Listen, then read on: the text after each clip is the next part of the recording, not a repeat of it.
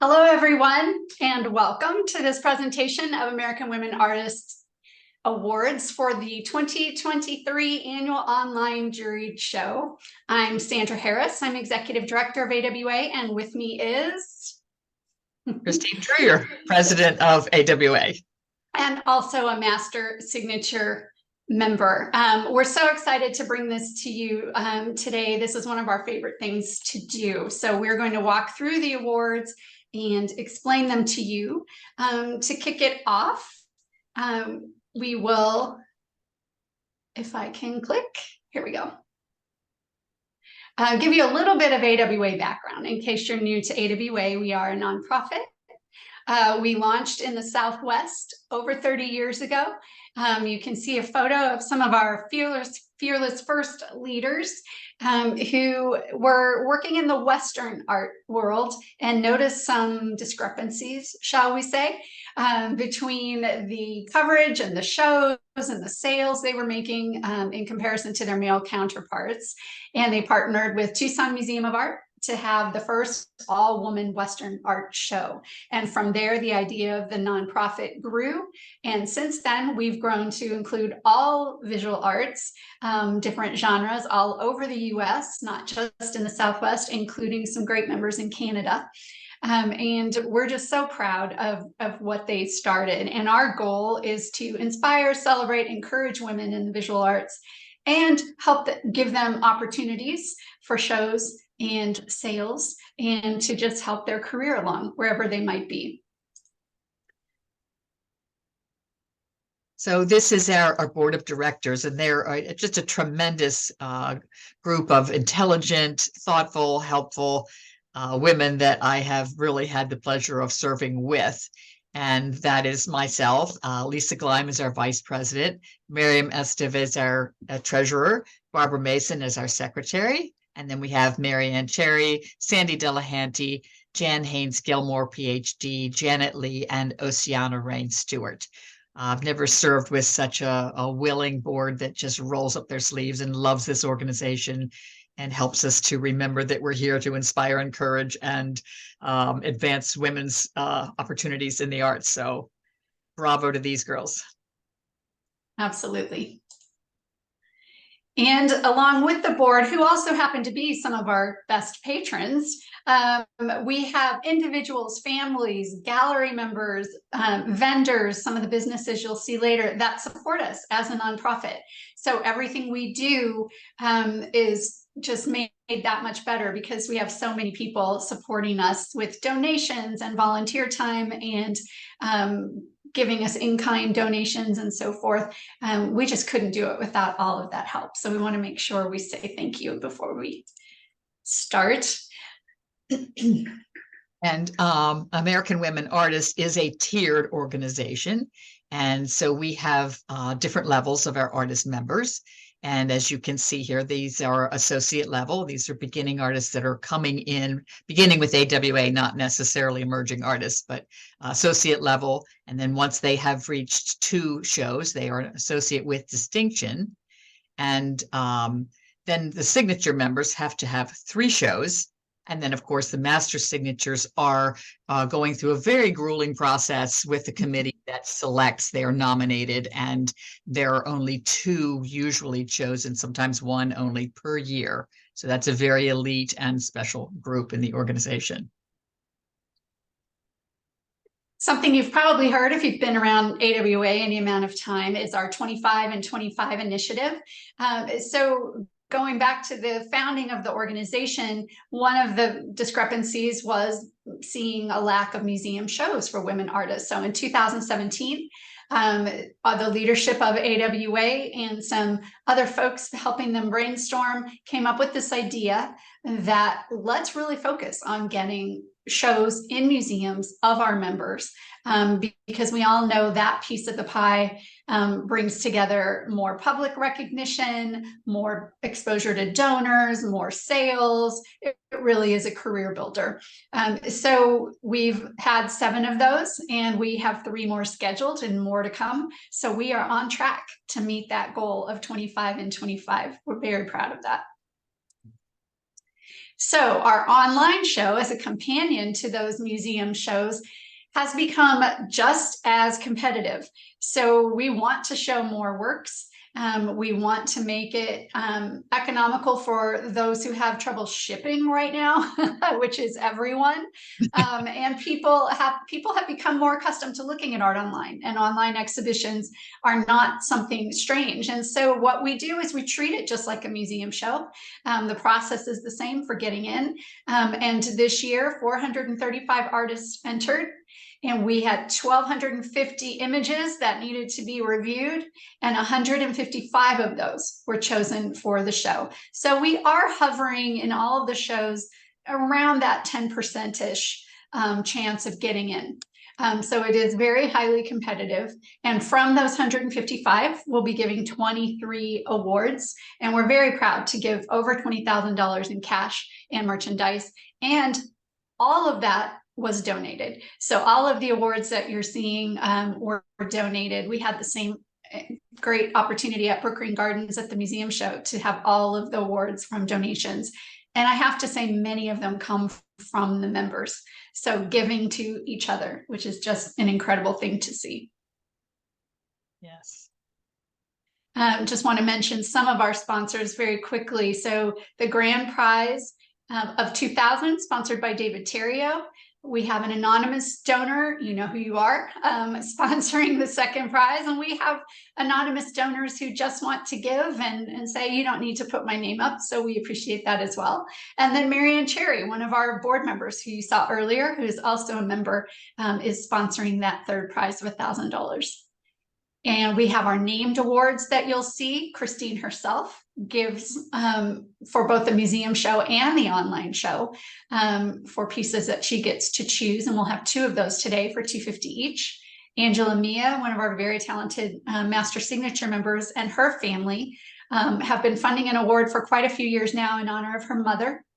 And then we have a brand new award funded by donor Catherine Leach to fund the Power of the Feminine Award. How perfect for AWA. So thank you to all those donors. And then I just wanted to make sure we got these names up. As I said, we have the majority of these are members who have chosen to give in various amounts. And even a $50 donation goes far. So you're seeing us take your $50 donation and give it right to an artist. So we really, really appreciate everybody that stepped up for the show. It's so fun to see. And then, as I mentioned, we have merchandise donations. We've got years of partnerships with some incredible businesses, as well as some brand new ones that jumped on board this year. And I have to give a shout out to Sandy Delahunty, one of our board members, who has been the liaison for those for quite a few years of reaching out to these businesses and helping secure the donations. And we encourage you, there are links to all of these businesses on our website. Please support them because they support you as artists and us as AWA. So we're very proud to partner with all of them. Our jurors who had the very difficult decision. If you're new to our jury process, we have a different jury for every show. And they come from various parts of the art world. So yes, people from museums, people from galleries, media, writers, collectors, sometimes artists that aren't involved with our own shows, people who are used to seeing a lot of art and that can discern what they would like to see in a show and thinking of a show in particular, and are able to compare different types. So our very talented women this go around included Jennifer McCabe, PhD, who's the director and curator at Scottsdale Museum of Contemporary Art, one of my favorite museums when I lived in Arizona, in Scottsdale. Jessie Gardner, who actually is one of our gallery supporters as well. She's executive director, co-owner of West End Gallery in New York, and she's second generation, literally grew up in a gallery. So she has seen art in her entire life. And then Tammy Hannawalt, PhD, who's curator of art at the National Museum of Wildlife Art. And if you haven't seen what they do there, it is incredible. So just a diverse group of women, all experts in their areas. And how we have the process is the jurors see the images. They don't see the artist names. They don't even see the titles. They see the media and the size, and they look at that image and they give them a score, 1 through 5. 5 meaning, yes, I can see this absolutely belonging in an exhibition. It represents what I think is a great representation of whatever that is. If it's contemporary, if it's traditional, if it's animals, if it's abstract. And then we average those scores. So that takes away personal bias, personal taste, because we're averaging them. And then from those averages, then you see where each piece reviewed ranks in score. So we try to keep it as fair as we possibly can. And it's a different group every time. So thank you to these women. We really appreciate their time. It's not an easy task. Oh. Are we ready? So our first category, awards of merit, and this is any category. So any membership level, any style, any type of work. We have 6 of these to give away. They'll receive $100 in cash plus donated merchandise. And our first one goes to Elisa Adams. She's a signature member from Massachusetts. And this piece is alabaster. It's entitled Spirited. It's 12 by 11 by 10. What I love about this piece, and if you look at Elisa's website, look at some of her other work, is she works a lot in alabaster, and what she's able to achieve as far as getting the curve and the movement. So if you follow this piece, say start at the bottom left, move up to the top, go around, go up through the middle. She's got this flow going in stone that is just magical to me. And the way that she has carved out the different spaces within it gives it that negative space and the shadowing that is just incredible. When you have a piece of stone that, you know, we're not seeing it in person, we're seeing the image of it. And even in the image, you're seeing this different tonality and this use of alabaster in particular to move you up almost like a flame is what I see. And I just think being able to achieve that. And then I think the stark contrast of that base just really makes this rise up off of it. So well deserved. And we appreciate you, Elisa. Congratulations. Beautiful piece. I get to talk about this one too. This is from Kelly Eddington, our next award of merit. She's a signature member from the great state of Missouri, where I happen to be. This is called Metamorphosis. Still got it. It's a watercolor, 15 by 22. And again, if you take the time and look at Kelly's website, she's done a series of these women of a certain age, I'll say. And she's depicting, it's so interesting because the light depicts this heat, which comes with a certain age, and this light, but then there's this sparkle, the way she plays with the light, that it's sparkling on this woman. And her face is this mix that you achieve by the time you're of a certain age of this confidence, and you've seen some things, there's some lines, and you're not going to mess with this person, and she's gorgeous, right? So it's this celebration of women anywhere in the timeline of their lives, and I just think the title says it all. Still got it. And I think she depicts that beautifully. I love the color play on this, and I think watercolor does that just so beautifully. It saturates it. So I just love this piece. Congratulations, Kelly. Kaleidoscope of color. I love it. Absolutely. And her eyes, the way she's looking off to that side. Yep. And even her hand gesture, it's just great. Perfection. Mm-hmm. Well, I get to announce this award of merit funded by Jean Lehman, and this goes to Lauren D. Benedito, a signature member from New Jersey. And this is called Shadows of Dogwood. And Lauren was trained at the National Academy of Design and the Art Student League in New York, and also was graduate of the Ducret School of the Arts in New Jersey.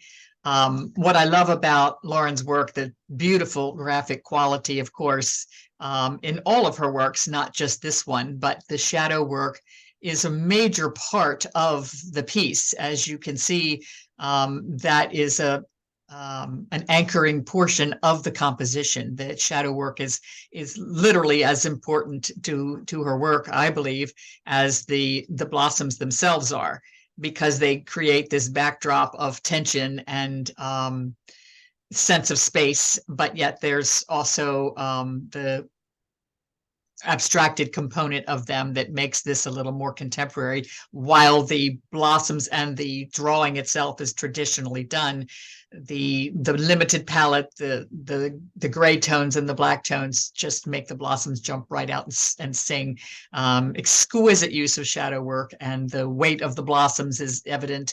Her sensibility to understanding the anatomy of all of the florals or fruits or vegetables or whatever still life she happens to be doing. She takes this beautiful sensitivity and understanding of the anatomy of the drawing. So well done. Congratulations, Lauren. It's a stellar piece in its simplicity and elegance.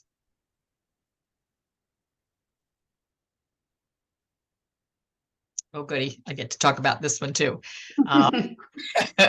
This is an award of merit funded by Arlene Mann, and this goes to our brand new master signature member from North Carolina, one of our two master signatures elected this year. This is Carmen Drake, and this is Taraxacum officinale. I believe that is the probably the Latin name for it. I always learned the French name for these little dandy weeds is pissenlit, and I think that just is such a playful component as a child. Sandra and I both discussed this last night when we were prepping for this, that we were certain these were flowers. So in this particular still life, they have been elevated to such. They are the front and center, the star. You see the fuzziness, you see the parts that have gone to seed, which for us as children were always used for wishes, of course. Yes. And they manage to spread their seeds of wishes all over the rest of your yard, and they can tend to take over. And so she has elevated anything she paints to an exceptional level of expertise, and just does brilliant portraiture and animals and still life, and everything that she does just knocks my socks off. So exceptional use of light, classical training, and of course it shows here. Many of the things that you find in her paintings are from her own farm and gardens. Her niece is a particular favorite subject matter. So I just have to say, I don't think there's a single thing that this girl can't paint. It's just amazing. Congratulations, Carmen. Love it. Beautiful. Well, I get to talk about this one too. Yes. This one's going to surprise you all. It surprised Sandra and me. This is an award of merit funded by Rebecca Nelson, going to Mackenzie and Gottschall, an associate member from Ohio. And Bruce has her career has been in. She's been an IBM person for 8 years. And she does a whole lot of website and construction and work on technical things that are the bane of my existence. So anyone that can navigate that and have an expertise in that, first of all, I genuflect to that. And then there's this little guy. So this little guy, she had decided she had stepped away from her love of art for quite a long time. And this is the first experience she's had in a very long time. This tiny little 8x6 of this tiny little dog that has so much presence. It's expertly drawn. She has also a background in design, and so of course you can see that strong diagonal that cuts across with the diagonal of the paw, but that engaging look. And she's given him so much presence because the composition fills this whole canvas, and it's colored pencil. So to get the luminosity, the shine of the the little wrinkled ears, the toenails, that engaging look that pulls you in and says, I'm adopting you. I don't care who owns you. You're mine. This is Bruce and I want him. So if this is your first attempt, girl, and you're taking an award right out the gate, keep going. We're delighted that you decided to jump in with this, and we think it was pretty special, and so did the judges. Congratulations. Congratulations. Can't wait to see more. Me too. Especially if it's that guy. Right. I get to talk about this incredible piece, Award of Merit funded by Gina Ward. This is by Diana Unrain, an associate with distinction, another Midwesterner. Yay for the Midwesterners from Kansas. This is called Chrysalis, and it's porcelain sculpted, and it's 32 by 22 by 17. All I can say is wow. So unique. And again, please go to her website, and she has a series of these incredible pieces. So portraiture is her thing in her sculpture. She's also a painter, very accomplished painter. But these are, she's sculpting porcelain by hand. She is playing with, first she's getting this anatomy perfect, right? She's getting this guy that you don't question, that's a real person. Look at his anatomy, look at his face, look at his gesture looking down, look at his hands, his ears. But then he's Chrysalis, and she's done this series of these pieces that are in and coming out of water. So his hair is coral. And then he has this incredible fish tattoo on his arm. I happen to have seen a photo of the back, which I could not get to again today, and I'm disappointed. We'll have to find that at some point to be able to show it, because the entire back is covered in a design like that fish. So this guy almost looks like he's glistening with water on him. And so this ability to use porcelain, such a fragile medium, and then to have this paint element on it that is standing by itself as an incredible design. And then this idea of this additional three-dimensional of the coral hair, this whole series just blows me away when I went and looked at it. So I understand why it jumped off the page for the jurors, because again, we're just seeing a digital image, and I have not seen these in person, and I would love to. But this idea of coming out of the water, of this being born, of relating back to the sea with all of those elements, it's just so unique and incredible. So congratulations, Diana. So well deserved. Yeah. Mind-blowing piece. Truly. So that is our 6th Award of Merit winners. So congratulations to all of you. Yay, cue the applause. Our next section is the Outstanding Achievement Awards. Also 6 awards. These will receive a $250 cash prize plus merchandise. And these are in categories, which you can see: abstract, animals, figurative, landscape, cityscape, sculpture, and still life. So let's see how those scores turned out. I get to talk about the first one, Outstanding Achievement in Abstract. This is by Marianne Della Rocco, an associate with distinction from Maryland. It's entitled Rise of the Ringmaster, colored pencil, 17¼ by 17. I, first of all, love everything about this. So I'm very attracted to abstract work in general, but I've seen Marianne's work previously and in person. And what she does, she takes something like this, and I'm sure she understands that my brain went to Dr. Seuss. I don't know what that reveals about me, but I loved Dr. Seuss growing up and still have some. But it's where I went, and based on sort of this elongated construction and this, the characters and the movement and the bellies that are rounded, I just kind of went there. But what she does is she does it in this muted palette.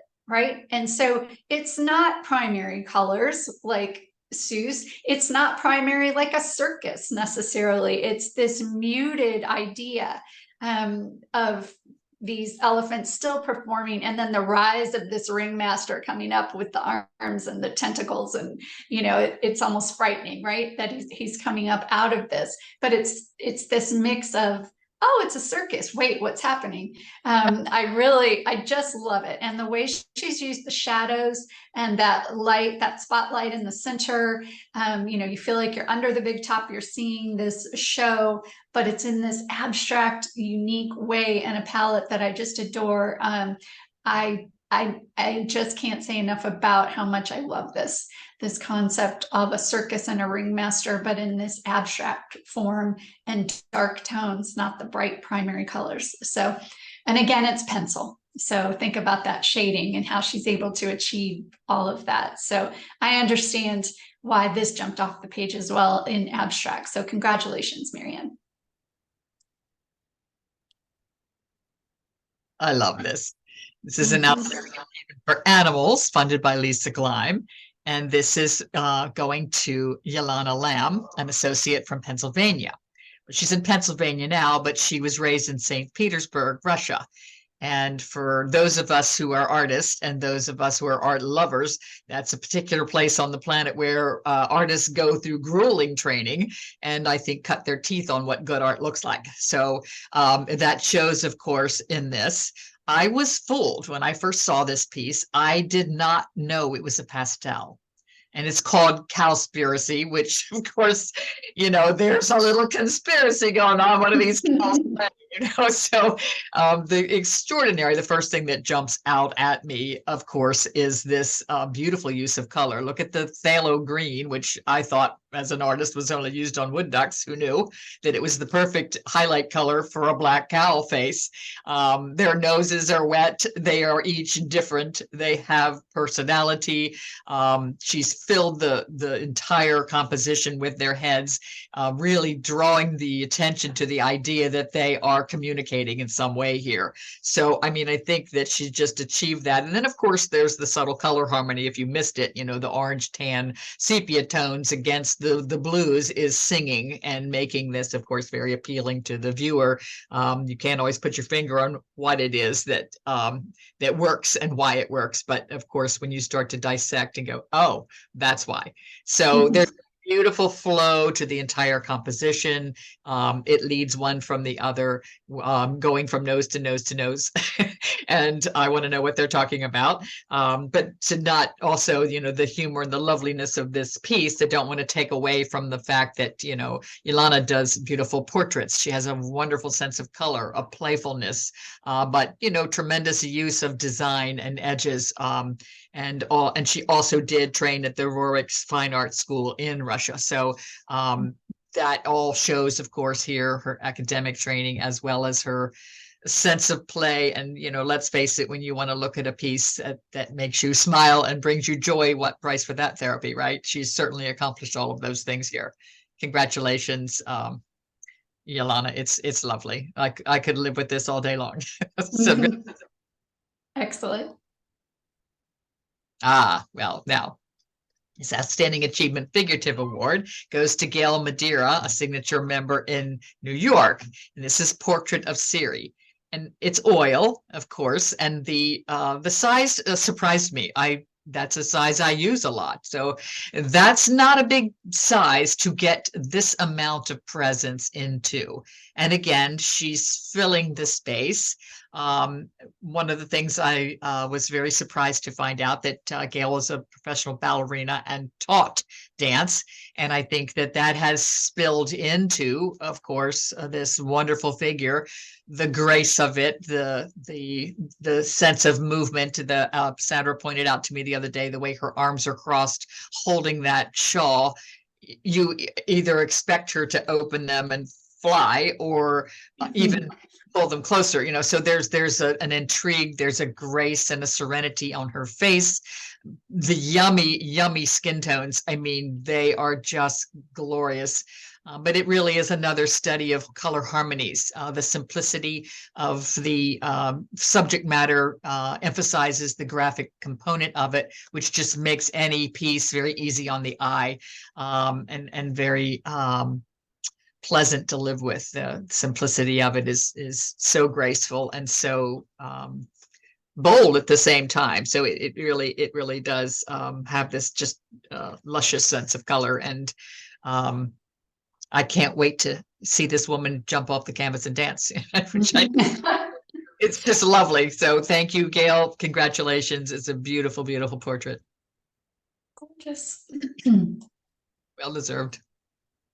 I get to talk about Outstanding Achievement in Landscape. This is by Stephanie Britt. She's an associate member in Washington, and it's called The Long Shadows and the Secret Places. Great title. It's an oil 24 by 30. I'm somebody who lived in the Southwest for a long time, and so I've seen many representations of that landscape in all sorts of different ways. And this really struck me as something I really wanted to spend time looking at, which is not always the case. And I think the reason is because when Stephanie talks about her process, she likes to deconstruct and then put pieces back in. And you can sense that here because it does have a bit of that abstraction, that she sort of stripped it away and decided what to put back. So if you follow it from the bottom corner, I am seeing this sand and the shadows of that sand. And then I'm seeing the brush, but then I'm moving up over into the rocks and up into the clouds, but it's a different experience. It's not trying to represent it precisely as the eye sees it, but it does look this way sometimes, depending on how how the light is shining on it and where the sun is and your angle. So I think it's a very unique way to do landscape.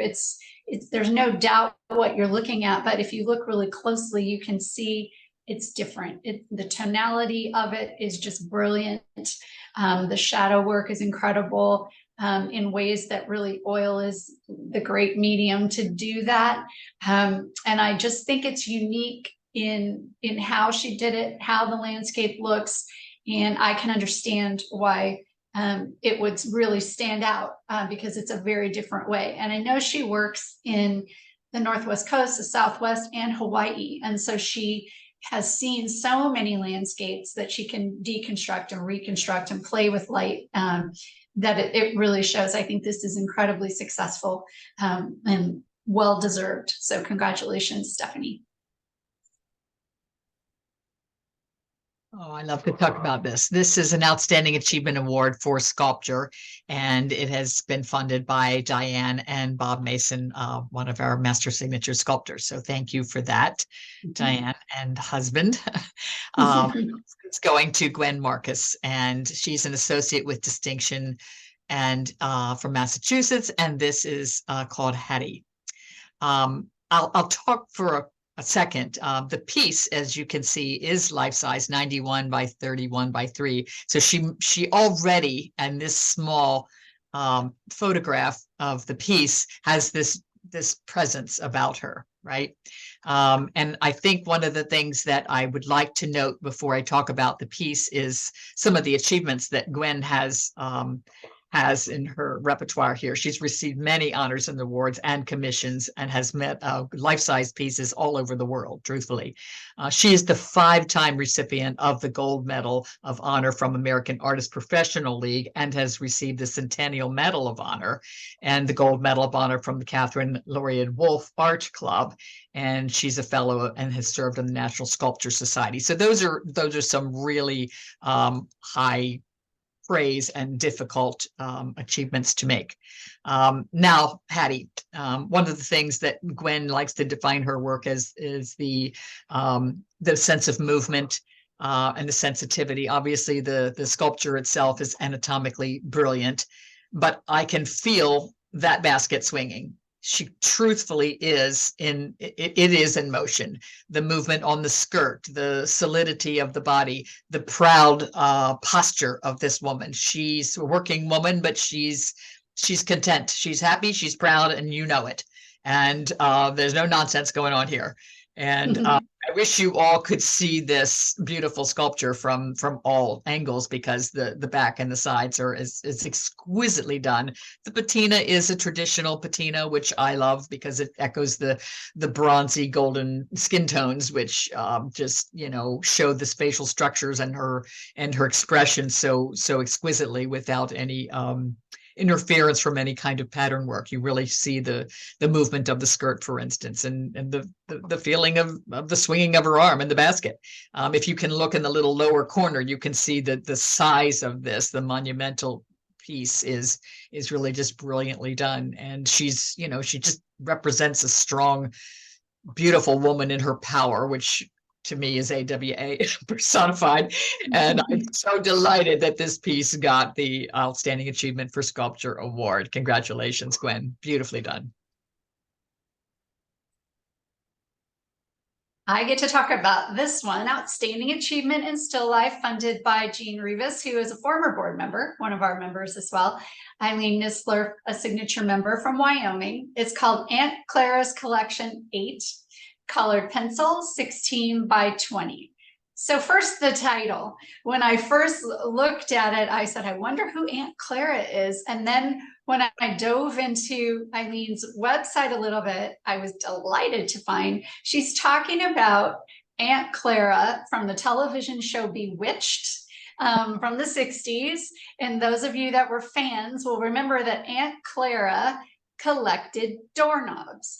And I dug one more step, and the actress, and I have her name, Marion Lauren, who played her, collected doorknobs and hardware, and they integrated her personal collecting into Aunt Clara's character. So that's where it comes from. So she's done a series of these. This is number 8, but I just love that reference to Aunt Clara. It made me very happy. But it's fabulous. But on to the piece. So yes, they're doorknobs, but look closely. Look at what she's done with pencil. So she has metal, she has glass, she has these patterns and textures and reflections going on that it feels like a photograph to me in many ways, that you're seeing this actual doorknob and the construction of it and the angles and the patterns. But then the fabric. So they're sitting on this incredible fabric with embroidery work and these jewel tones, and the patterns of the embroidery are jumping out at you. You can see that it's just folded and the pieces are sitting there. But then I love that she includes all this black, all this dark space around it that's framing the piece from the bottom all the way around, because it just zeroes your eye in to those knobs in the middle. But then it takes you back out again. And so the more you look at it, your eye will travel over to the side and notice something you didn't notice. And then it'll take you back down and see a pattern on the fabric that you didn't notice. It's deceptively simple until you really just start diving in. And again, I'm always blown away by pencil to achieve the light and the tonality that comes through with this. That combined with Aunt Clara, and incredible. And the jurors didn't know that, P.S. No, but I was thrilled to learn it yesterday. So congratulations, Eileen. It's just an incredible work. So there you have all of our Outstanding Achievement Awards. Diverse and incredible, each one. Look at that diversity. That's lovely. It's absolutely lovely. Subject matter, mediums, beautiful. Our next category are the top awards, $500 in cash and merchandise for each membership category that we've talked about. So the top one for each of our 4 categories. And we will kick it off with first prize associate. And you can see this is a group of funders. So people that gave their $50 donation, we're combining them to hand them over to this prize winner. So thanks again to all the donors that have done that. And I think everybody on there may be a member. I believe that's true. So thank you, ladies. So this is Deanna Goldsmith, an associate member from Mississippi, Lost and Found, and it's pastel 14 by 20. And again, Deanna has a series of these. So I encourage you to look at her website. And what she does is she combines books, which makes me happy, and then found objects, and then birds, and she comes up with this incredible thematic approach to them. So this Lost and Found, you can start picking that apart. So we have a camera where we're recording memories. We have books that are real books printed in paper, which are becoming memories for some people, and then marbles. Right. And so one of the books is called Playing for Keeps. And so you can think about that with marbles. But what she's done on top of all that is created this construction and this way to fill the space that's fascinating, right? So she includes this structure of the books, very clever to have spines and pages facing us, alternating, and then a jar that's not just sitting up, it's tipped over, the marbles have spilled to the surface, and then the bird is the witness on top of the camera to all of this. And so the lost and the found coming together, and I love the palette that she's used. So it's this tonality of blue and the green, and then anchoring it with that black camera to the left is just great. And like I said, if you look at her series of these, they're really just these vignettes of interesting themes and pulling it together. And again, using pastel, which is so fascinating to be able to get this tonality. So congratulations, representing the associates well. Congratulations, Deanna.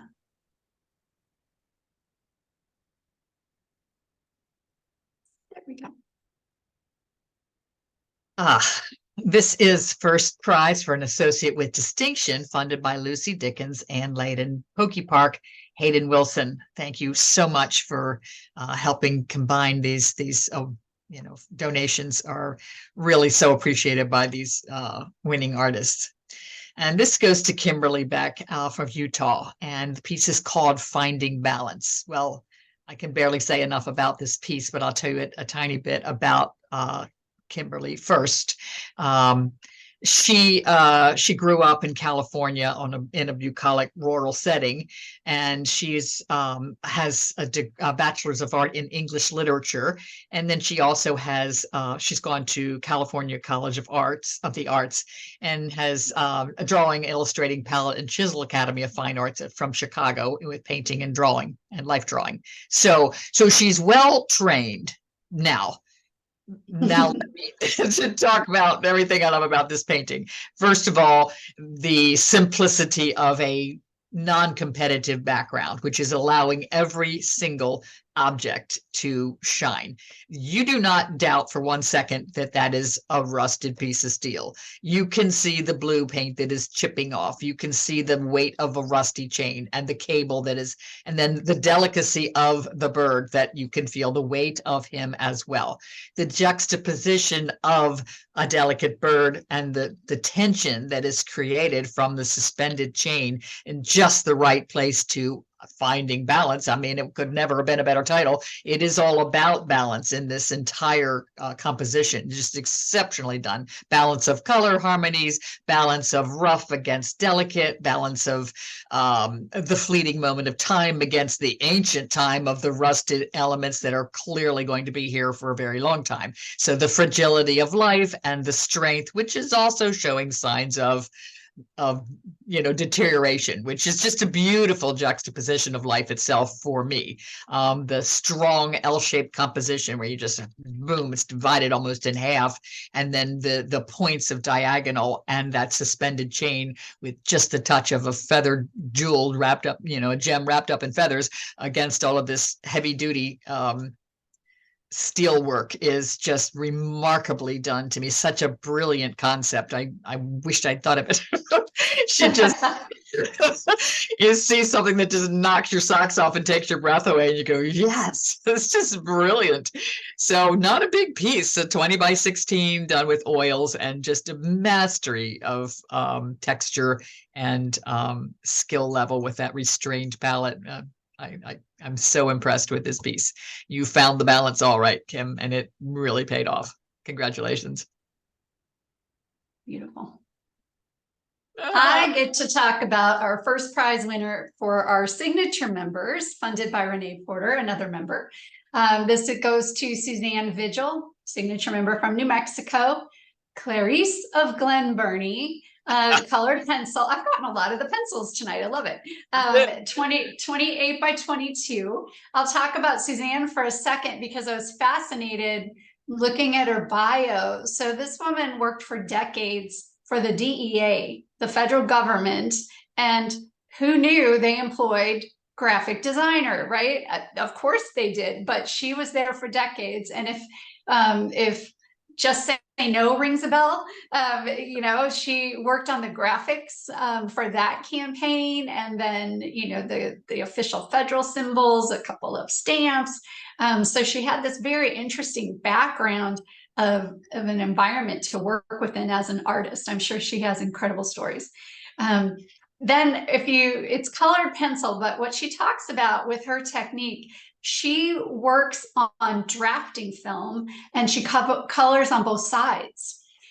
So it creates this, and I would love to watch her do that in person.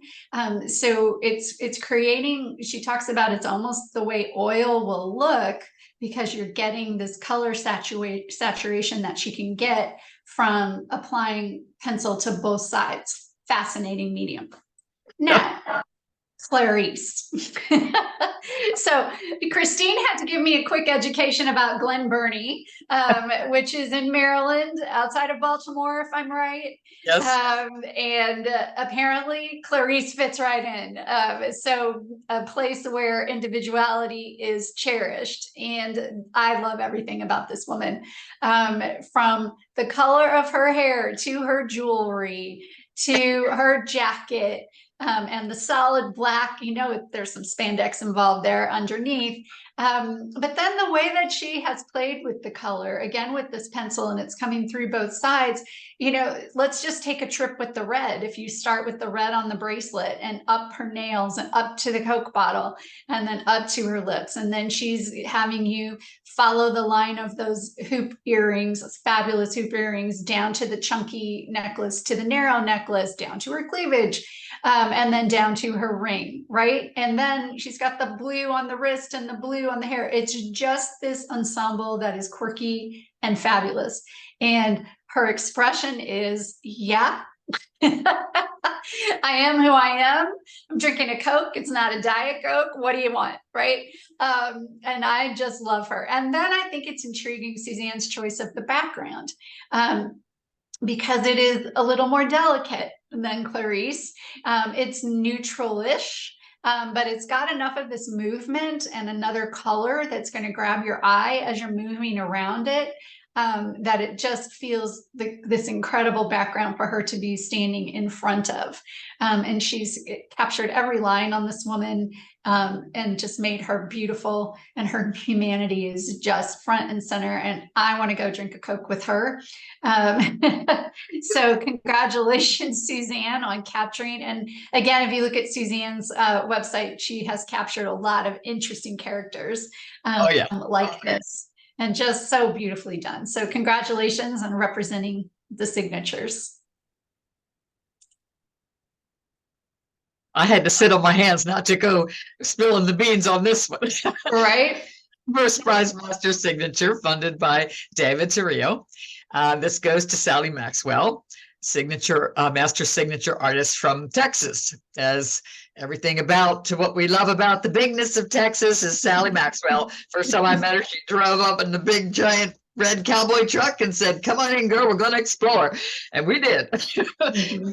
This piece is called E-merging. Notice the capital M. We weren't sure if this was an intentional thing or a typo. So we had to do a little sleuthful exploring. First, I'll tell you a little bit about Sally. She's a pioneer in scratchboard. She's been working for 50 years plus. You'd never know that looking at this young lady. She's drinking formaldehyde for breakfast. And she's been working in 47 of those years in colored scratchboard, which she is a pioneer of developing that technique. So I'm just, anytime someone can take a medium that's been around for a very, very long time and then become a forerunner in and change, this is just an exceptional. Now I get to talk about the piece. It's big. It's 30 by 30. So these big boys and girls, whatever they are, they're right there up in your face.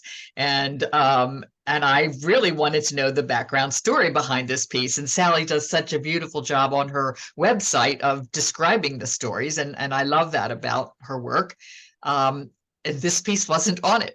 So fortunately for me, she had mentioned it on Facebook, and I was able to ask her what the story behind the piece was. And so, much to my joy, she opened up right away. And here's what she said to me. She said, well, she says, I by accident, she said, the M in caps was not an accident. And I had asked her the story behind the piece and got this juicy response. She says, I was driving in Yellowstone, and as one would often come upon a bison blockage. And when the herd takes over the roadway, and I happened to be driving into one, not with it, and so they were coming right at me. This pair shared the lead, with one leading for a while, and then the other would literally emerge from behind and then become the leader perfectly behind it. It merged, therefore the E merging. So she wants you to note the merging part. And she says, I say it is symbolic of most all partnerships and these types of relationships and shared relationship. So I love that these two are not trying to one up one another. They're sharing the leadership of the herd, which Sally's pieces are often so thoughtful, and you don't see the underlying messages. Now, just a tiny bit about, the immensity of these beasts is not only not necessarily just because it's a monumental size canvas or scratch board. They fill this entire space. Look how little negative space there is. And so you really you can feel their breath. You can see their nostrils flaring. You can feel the weight of them. And I can imagine them coming at me on the road. I would certainly get out of their way. They know they're immense and they take the lead. But the hair, there's just so limited palette, and yet the values. So you have to really be a master of value with scratchboard to pull this off so perfectly. They really, I see the roundness of them. I can feel their weight, their bulk, their hair, the texture of their fur, the sharpness of those horns, and the get out of my way attitude look in their eyes. So well done, Sally. I'm just such a big fan, as you know, and I genuflect to your skill and talent. Bravo. It's a medium that just amazes me. Carved out. So there we have the first prizes for each of the categories. So congratulations. And again, the diversity is incredible. Yes. Okay, we have 4 named awards, as we mentioned: Power of the Feminine Award, the Kathleen J. Smith Humanity and Art Award, and the President's Award. So let's get to those. And the first one, this is the first year, and this was actually suggested by donor Catherine Leach. And she said, if you will do an award of that, I will make the donation. And we did. So thank you, Catherine. So the winner of our first Power of the Feminine, I hope it's not the last, is by Tracy Wright Martin, Associate with Distinction member in South Carolina. It's called Huntress, and it's charcoal 18 by 18. And I think this is so perfect for the power of the feminine. First of all, the title, Huntress. I've been reading some nerdy stuff lately. Early anthropology always talks about the women being at the home and the men out hunting, and archaeological evidence is not always supporting that now. And so some things are getting changed in narratives that women were hunting and women did do these things. So just a little sidebar. So a huntress can be a woman, and she could be hunting a myriad of things, correct? But what I love about this particular huntress is her expression.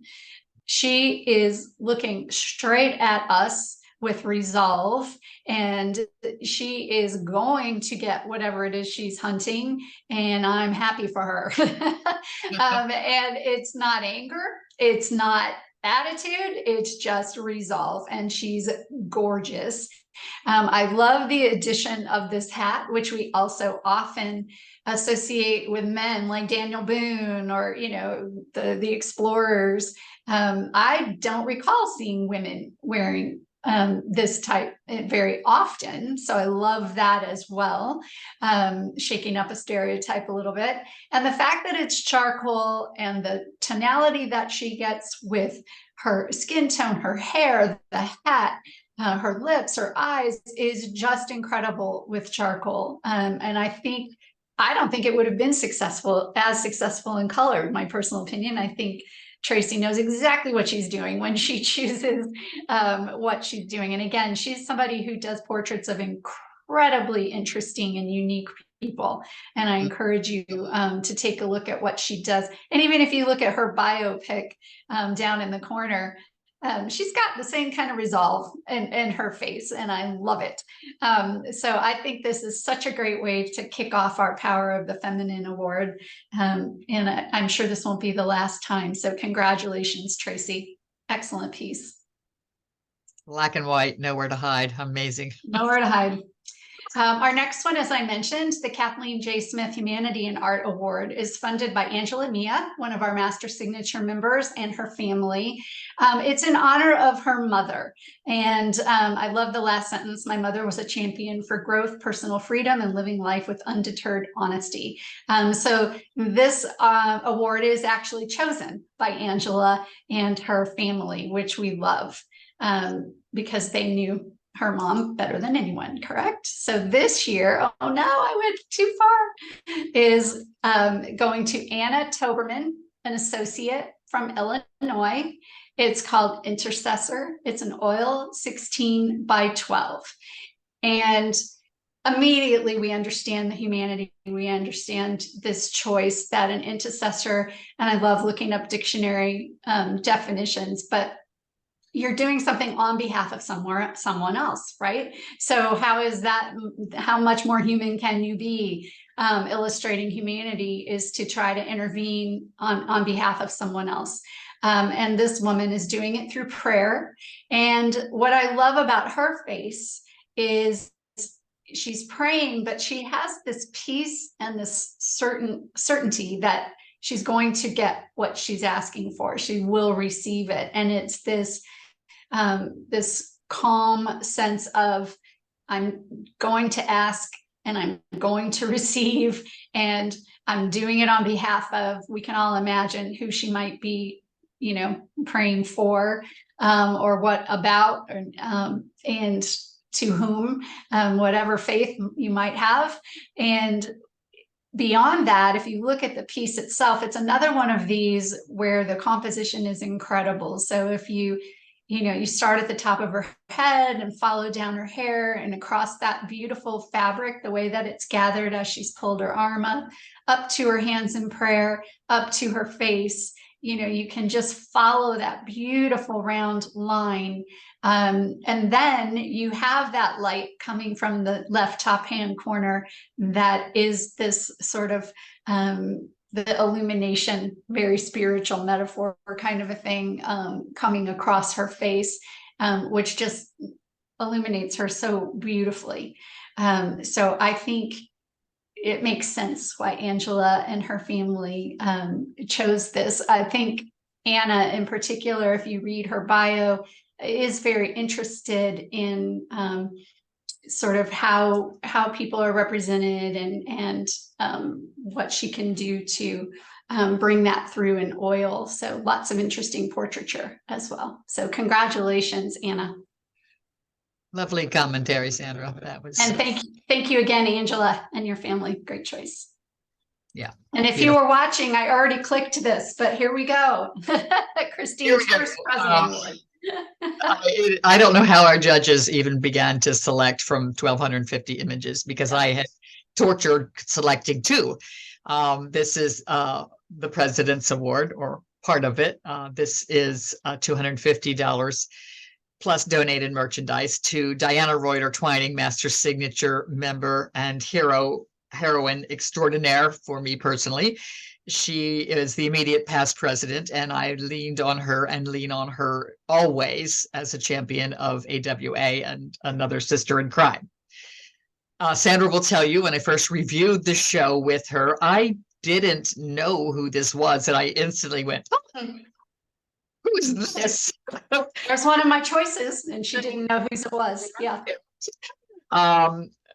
Diana is a trained architect, and I will read you one of her statements. And she says, sculpture is informed by her architectural education, and it starts with an idea. It can be a postage stamp size, but it is still the kernel from which the building concept grows. And architecture and sculpture, both literally and figuratively, frame this idea through which it reveals itself. Well, now, monumental, lovely piece, 13 by 34 by 23. It's not tiny, but it's not gigantic either. There's an intimacy about this. It is a narrative piece. Interestingly, for me, sculpture tends to be almost portraiture-esque. But this, as almost allegorical in its flavor, the best word, if I had to pick one word to describe this sculpture, which will be awfully hard for me, it would be lyrical. It just the flow of it, just the circular, the base of the piece, which supports all of it. Instead of just being a base, now I see her architectural influence of stairs, perhaps. However, I also see water.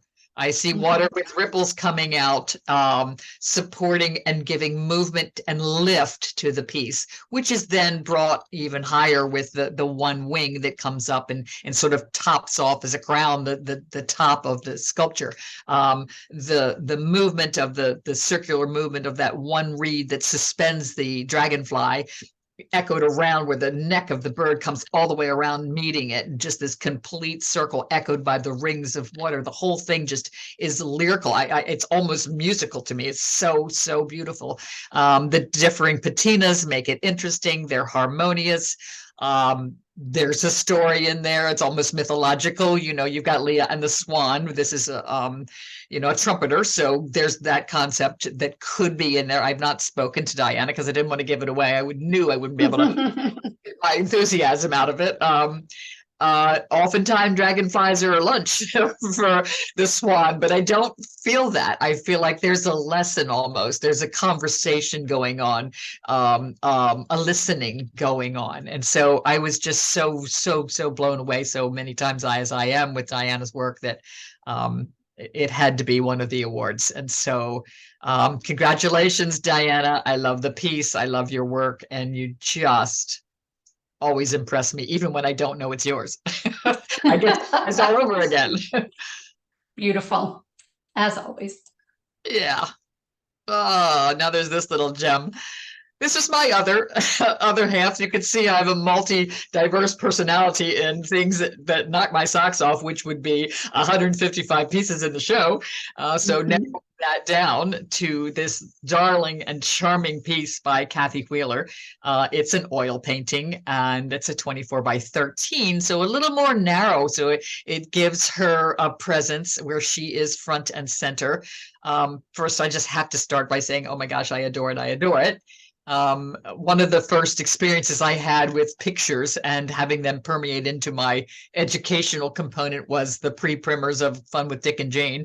She almost has that innocence of the childhood drawings that spoke to my heart so much. She's reminiscent for me of the Russian painters. There's an exquisite painterly use of edges, use of color. Obviously, the color harmony between the blue hat and the middens and the orange sweater. I see the pattern. I see them echoed in the skirt, echoed in the. It's fall. I know it's October. I can smell the air. Her precious, can't you? Her sweet. It's almost a wrinkle in time. I know she's transported somewhere into my heart immediately, and is the loose freshness of the background, just all as a perfect backdrop to allow this piece to the figure just shines and sparkles, and her lovely sweet smile, and you just want to adopt this child, and everything. If I were to cover the face, is very expressionist execution of paint and brushwork, but where she needs it to bring you in, to snap you into the focus of front and center attention, is that child's face. And Sandra and I were both gaga evaluating and fell deeply in love. And I'm so happy to award this to May and October, to Kathy Wheeler, signature member from Wisconsin. And honey, I did not mention anything about your training, but this piece says every ounce of training to me. It's me of what a beautiful painting should be. I just adore it. Love it. It's just perfect. You know who May is, Yeah. but she's precious and wonderful. And then I tell myself it's a painting. Right. Right. And you have to remember. So again, congratulations to all of our named awards. Again, incredible diversity and beautiful works. Yes. Okay, we are down to the last three. So for the last three, they are the highest scoring overall. So these were the top three scored by the jurors. So regardless of their membership level or anything else. So we're going to kick it off with third prize. This person will receive $1,000 award. And again, this is funded by one of our board members. Thank you, Marianne. And drum roll. Very, very beautiful, serene piece. I love to be able to talk about this. Is Christine Mercer Vernon, Associate Member with Distinction from Pennsylvania, Raise the Flags. And there's so much that I'm excited to share with you that I discovered about this wonderful artist. It is mixed media, and that is not collage. All of these pieces are drawn or painted or done with charcoal and other paints. So first I will tell you that Christina is inspired by botanical illustrations, and she's looking to achieve a harmonic symmetry, and she actually uses circles, and you can kind of see the circular in there as an armature of which to start. And circles and cycles kind of juxtaposed against one another. You see the full cycle of growth. You have buds, you have full bloom, you have dead elements of this, emphasizing the circle of life, of course, and the fragility of the environment, which is now echoed. Christine has her own collection of insects, dead insects, she specified, of a variety, and uses them for her drawings. And the drawings of the insects, I wish we could zoom in. You'll have to go to her website, trust me, so you can do that later. See them more close up, are done in charcoal, which also alludes to the frailness of the ecology right now. I mean, right, we're almost wrecking the planet, and Mother Nature is saying, yeah, don't even think about it because look what I can do. And we're getting these Pompeian sort of monumental disasters that we're all getting to deal with. And so it's a very wake-up reminder of today's issue that is right front and center. So I love that she is making the nod to nature, ecology, the importance of the bees, the insects, the flowers, raise the flags. The flags is another word, of course, for the irises, the delicacy that has been drawn with, the almost Chinese blackwork that it presents itself with, the ancient botanicals that we all grew and loved. She's got all of that right here, second to no one, against a serene background. And I just think it's so exquisitely done. I'm so fascinated by her process. I can't wait to see more of her work, and I think just so very well deserved. 24 by 24 at the square is another wonderful backdrop, makes you see things in a different venue, than the typical horizontals that we use. So bravo, very well deserved. Congratulations. I will talk about second prize overall, and this artist will receive a $1,500 award funded by a very generous anonymous donor, and thank you. And so second prize goes to V. Dunhart, an associate with distinction member from Texas. It's called Dawn's Flame. It's acrylic 36 by 12, and I love this. What I love is we're seeing artists take this concept of depicting florals and turning it on its head and adding these other statements and stories and narratives and experiences. And I think that that does stand out to jurors. And when you're thinking about seeing a show, I think that does stand out because it gives you something to pause and think about. And I think V does this so beautifully. Again, she has a series of florals that I'm enamored with if you go to her website. But this one, so it starts with what is usually this very springtime happy flower in pastels, and or if it is darker color, it's, you know, it's the tulip, right? And here it's the tulip, and it's got this energy around it. And so this, we were debating if that is a candle behind it or if we're imagining it's a candle behind it, but it does imply behind it this idea of flame and smoke, and color going up. So you're taking this color of a floral, and then adding this abstraction to it. And again, if you look closely, she has these different shapes and patterns going on within the blue and all the way down to the bottom into the green. So it's not just, here's a tulip. It is adding this, just this interpretation that I really love, because every time I look at it, I'm seeing something else. You can take this abstraction. She calls herself a contemporary realist. And I love that, because yes, I can pull out what is real, but then I'm adding all sorts of things every time I look at it. And depending on what mood I'm in, I will see it differently because of the way she's given me that opportunity with these different colors, different angles, different brush strokes. And it's acrylic. So, you know, that is not something that you get to play with and move around a lot, right? She's making choices and hitting that choice, and there it lives. So I just think it's brilliant. It's a brilliant way to do florals, and I really appreciate it. So I understand why you received second prize overall. Congratulations, V. I want you to notice on her portrait, you know, she's even got juxtaposition. Her hair is this wonderful, exciting, spiky colors, and then one of her florals is behind it. She almost looks like a lioness. I'm like, it looks like I saw that too. It looks like she has a crown behind her. Yes. Yeah, fantastic. She has another series of some sort of religious iconic pieces that is really, it's fun to look at too. yes. Okay, last and absolutely not least, our grand prize overall. This piece won the highest scores from the jurors, and by a little bit of a margin, I will say. And she will receive $2,000 funded by David Terrio. And thank you so much for your generosity, David. We appreciate it. So, Christine, are you ready to tell us? I will click. Go.